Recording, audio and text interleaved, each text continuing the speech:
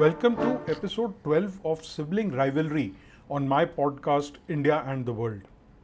In the last episode, we looked at the horrors unleashed by Pakistan Army under Operation Searchlight.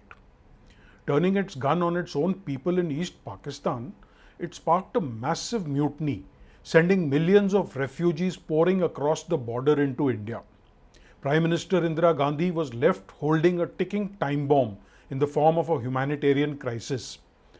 India was trying to get diplomatic support from international community for a peaceful end to the crisis, but simultaneously also preparing for the contingency of an all-out war.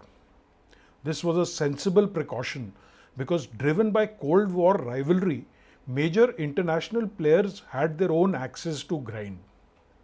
In today's episode, we will look at how the superpower rivalry affected the developing situation in the subcontinent in the months leading up to the 1971 war. If you have heard the initial episodes of this podcast, you will remember that the partition of India and the Kashmir conflict both had their roots in the emerging geopolitics of the Cold War. Passage of time had not changed the strategic interest in the region. While millions of refugees suffered on the ground, the leaders in Washington, Moscow and Beijing were playing high-stakes, cynical game of political chess. The paradox of global politics in 1971 was bizarre. On one hand, United States, the self-proclaimed champion of the free world, was firmly backing a brutal military dictatorship in Pakistan that had just crushed a democratic election. On the other hand, the Soviet Union, a communist totalitarian state, was willing to step in to support the world's largest democracy, India. The primary reason for this was that for US President Richard Nixon and his national security advisor Henry Kissinger, Pakistan was vital to their grand geopolitical ambition, opening diplomatic relations with communist China. For 2 decades, US and China had been bitter enemies, but Nixon and Kissinger were seeing an opportunity to change that. Recently, the Soviet Union and China had had a massive falling out, and the US wanted to exploit that rift by partnering with Beijing. But they needed a secret middleman to pass messages to the Chinese leadership. They found that willing middleman in Pakistan's military dictator, General Yahya Khan. Because of Yahya's utility to them, Nixon and Kissinger were unwilling to criticize his regime or stop sending him military supplies, no matter how much blood was spilled in East Pakistan. When the courageous American Consul General in Dhaka, Archer Blood, sent his famous blood telegram begging the US to condemn what he called a selective genocide, the White House ignored it. Kissinger dismissed him as a maniac who is in rebellion. As an outcome of this secret diplomacy, in July 1971, Henry Kissinger travelled to Pakistan on what was supposed to be a routine diplomatic tour. While in Pakistan, Kissinger supposedly fell ill with a stomach bug and took time off to recover at a quiet hill station. But this was an elaborate decoy. Kissinger was secretly driven to the airport and put on a civilian Pakistani International Airlines aircraft. He flew directly to Beijing to hold historic top secret meetings with the Chinese Premier Zhou Enlai.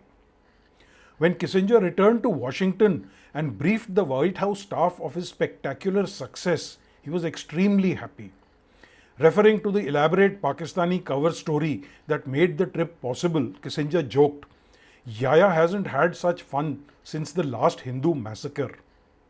This single chilling quote tells us everything we need to know about the mindset in the White House at that time. When the news of Kissinger's secret trip to China broke, it sent absolute shockwaves through New Delhi. Indira Gandhi realized immediately that a new, ominous geopolitical axis was forming between Washington, Beijing and Islamabad. While China and Pakistan were overt adversaries of India, declassified US documents from this period also reveal a shocking level of personal animosity and bias against India from the highest levels of the American government. Nixon deeply disliked Indira Gandhi, and Kissinger actively fed that hatred. In declassified Oval Office tapes, Kissinger is heard telling Nixon, I quote, "The Indians are bastards anyway. They are starting a war there," unquote. Nixon is also heard being openly abusive to Indira Gandhi on several of these tapes. Nixon had a long standing dislike for Indira Gandhi. As Gary J. Bass writes in his book The Blood Telegram, I quote, "There was a mutual loathing between Nixon and Indira Gandhi. He had not cared for Nehru, her father, either, but she had an extraordinary ability to get under his skin. Back in 1967, while Nixon was out of power and planning his way back, he had met with Gandhi on a visit to Delhi. But when he called on the new Prime Minister at her house, she had seemed conspicuously bored despite the short duration of their talk. After about 20 minutes of strained chat, she asked one of her aides in Hindi how much longer this was going to take. Nixon had not gotten the precise meaning, but he sure caught the tone," unquote. To make matters worse, Mrs. Gandhi had not replied to two letters from Nixon, one sent in May, the other personally handed over to her by Kissinger in Delhi in July. These letters included an invitation for her for a state visit to the US. On the other hand, Nixon was quite fond of General Yahya Khan. He often spoke of Yahya with an uncharacteristic blend of admiration and affection. As per Hoskinson, a contemporary White House staffer, Yahya was not the brightest person, but for Nixon and Kissinger, I quote, "He was a man's man. He wasn't some woman running a country," unquote. Declassified minutes of strategy meetings also indicate the clear US tilt towards Pakistan. Kissinger was quite clear in his mind that the US government was not neutral in any way. He told his top officials, I quote, "We are not trying to be even-handed. There can be no doubt what the president wants. The president does not want to be even-handed," unquote. Kissinger also insisted that the US must not do anything to ease India's state of mind, calling Mrs. Indira Gandhi a cold-blooded, tough customer. In Delhi, there was a growing anti-US sentiment. US Ambassador Kenneth Keating cabled a report about deepening anti-Americanism. The Americans could no longer rely on the old assumption that Indians were unshakably fond of their country, he said. He was receiving stacks of hostile letters berating the United States for helping to crush democracy, arming killers, and at best being a silent spectator to genocide. Everywhere he and his staff went, they were castigated by Indians from all ranks and classes. When diplomats warned that US hostility might drive India straight into the arms of the Soviet Union, Kissinger scoffed. He noted that Indira Gandhi was too pragmatic for that, stating, I quote, "The lady is cold-blooded and tough and will not turn into a Soviet satellite merely because of a peak," unquote. But Indira Gandhi was cold-blooded and tough. And she realized that if India was going to survive this crisis, she needed a shield. She knew that if India went to war to liberate Bangladesh, Pakistan's allies, the United States and China, might intervene militarily.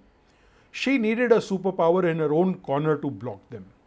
So, in a brilliant, pragmatic masterstroke, she turned to Moscow. The concept of a friendship treaty between India and Soviet Union had been under discussion since 1969, but it remained in limbo because Mrs. Indira Gandhi had a strong reservation about compromising India's traditional policy of non-alignment. But in this crisis, the other members of non-aligned movement were of no help. Egypt, Saudi Arabia, and the other Arab states were fiercely pro-Pakistan. Even the United Nations seemed tilted towards Pakistan. So, with the changed geopolitical reality, such a treaty suddenly started making a lot of sense. On 8th August, Andrei Gromyko, the Soviet foreign minister, arrived in New Delhi, and on 9th August 1971, the treaty was signed between Andrei Gromyko and Indian External Affairs Minister Swaran Singh. This was the historic Indo-Soviet Treaty of Peace, Friendship and Cooperation. This treaty was an absolute game changer. The critical part was Article 9, which explicitly stated that if either country was subject to an attack or a threat of an attack, they would immediately enter into mutual consultations to take appropriate effective measures to ensure their peace and security. It wasn't a formal military alliance, but its purpose was unmistakably strategic. It provided India with a Soviet umbrella against China or American intervention in a conflict with Pakistan. The Soviets were essentially telling Beijing and Washington, if you attack India, you will have to deal with us. This treaty gave Indira Gandhi the diplomatic and military shield she needed. She could now prepare for the inevitable conflict on her own terms. The Nehruvian idea of non-alignment had imagined India standing aloof from the Cold War. But this crisis had now pulled in both the superpowers as well as China. With the White House's opening to China and now India's Soviet treaty, the Cold War had arrived in the subcontinent. Kissinger was visibly perturbed by this development. He later wrote, with the treaty, Moscow threw a lighted match into a powder keg. He sharply noted that Soviet backing might tempt Indians to confront Pakistan, potentially sparking a war. As a measure of damage control and an attempt to maintain balance, Mrs. Gandhi finally accepted the Nixon administration's long overdue invitation to make a state visit to Washington. If anything, the visit served to increase the mutual distrust between the two leaders and highlighted the differences in their stances. President Nixon failed to address the elephant in the room, the massive refugee crisis, during his speech at the state dinner. But Mrs. Gandhi didn't. She made the issue relatable to the US audience by asking, I quote, "Can you imagine the entire population of Michigan state suddenly converging onto New York state?" Unquote. During the Oval Office meeting, Nixon warned Mrs. Gandhi against a war with Pakistan. He implied that China would step in to help Pakistan in such an eventuality. Meanwhile, in Pakistan, the military leadership was suffering from a similar delusion. Because they had successfully facilitated the US-China breakthrough, General Yahya Khan and his inner circle felt invincible. They genuinely believed that if it came to a full-scale war, America and China would rush in to save them. This delusion trickled all the way down to the battlefield commanders. Lieutenant General A.A.K. Niazi, the commander of the Pakistani Eastern Command, later revealed the tragic advice he was given by his high command. He wrote in his memoirs that he was explicitly told that both US and China would send their troops to his assistance. But despite the rumblings in Washington and the bluster in Islamabad, the board was already set. Indira Gandhi had patiently waited for the winter snows to block the Himalayan passes, ensuring that the Chinese army could not physically intervene to help Pakistan. She had secured her Soviet treaty. She had trained the Mukti Bahini. She had built her global case. The proxy battle of superpowers had neutralized itself. The United States and China were paralyzed by the Soviet threat, leaving India and Pakistan to face each other alone on the battlefield. The stage was now set for the final violent climax of the 1971 crisis. We stop the narrative here for today, but before we go, here's some food for thought. Do you see the striking similarities in the dynamics between US and Pakistan described here and the ones currently prevailing? Once again, we have a US president who is extremely fond of a Pakistani general. Once again, we have Pakistan as the proud middleman for the US in another negotiation.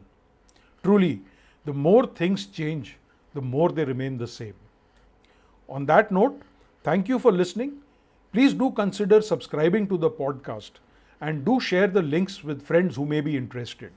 See you next time.